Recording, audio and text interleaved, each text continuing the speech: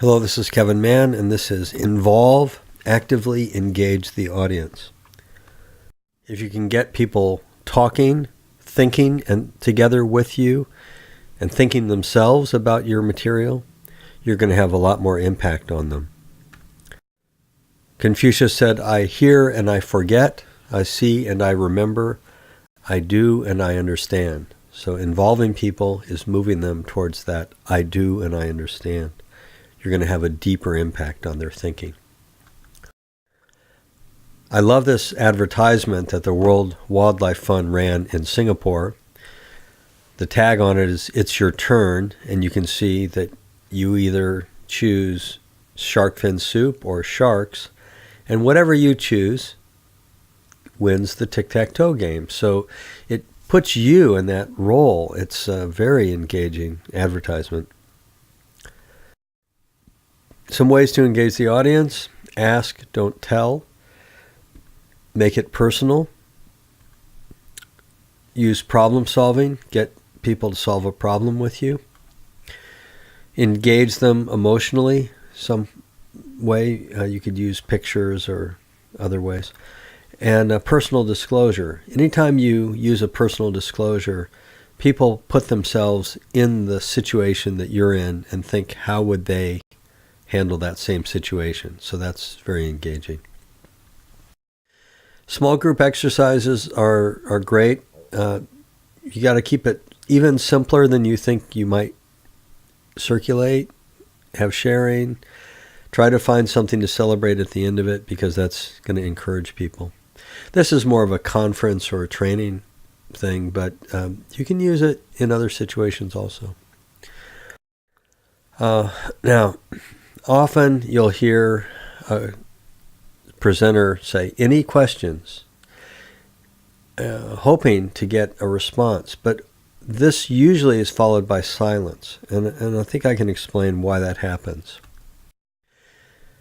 Engaging questions are compelling and personal. So in this little 2x2, you see that the vertical axis is whether your question compels interaction, low to high, and whether it has a personal focus, low to high. In this low is where you have any questions, or please stop me if you have questions. It doesn't compel interaction, and it's not personal, and very often you don't get anything but silence. On the other hand, if it compels interaction but it doesn't have any personal focus, it borders on being a little irritating. Like, "Jaden, does this make it clear that product A is ahead of product B?" You're just asking them if your chart's clear. That's not really getting them engaged. Or on the personal focus high but compel interaction low, "Bridget, please feel free to add your thoughts at any time." Well, okay, that's a polite thing you can say, but you're not likely to get the interaction you really want.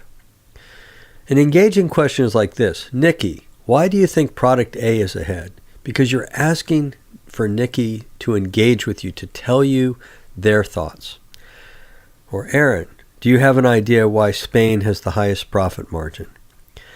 Trying to get them to give their opinions and draw on their own personal experience. Here's an example. If you have a demand response market share chart showing different companies and what their market share is. So here's some engaging questions you could ask. "Minseo, how do you think Internoc will try to sustain a 25% share going forward?" Okay, well, she's going to give you some thoughts there. "Jacob, do you think we will see new leaders emerge out of the other category?" It's a good question. "Frank, what mergers do you think we could see going forward?"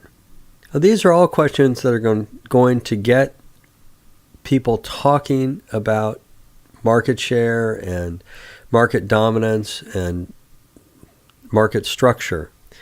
So that if that's a key part of what you need to focus on in your presentation, those could be good questions.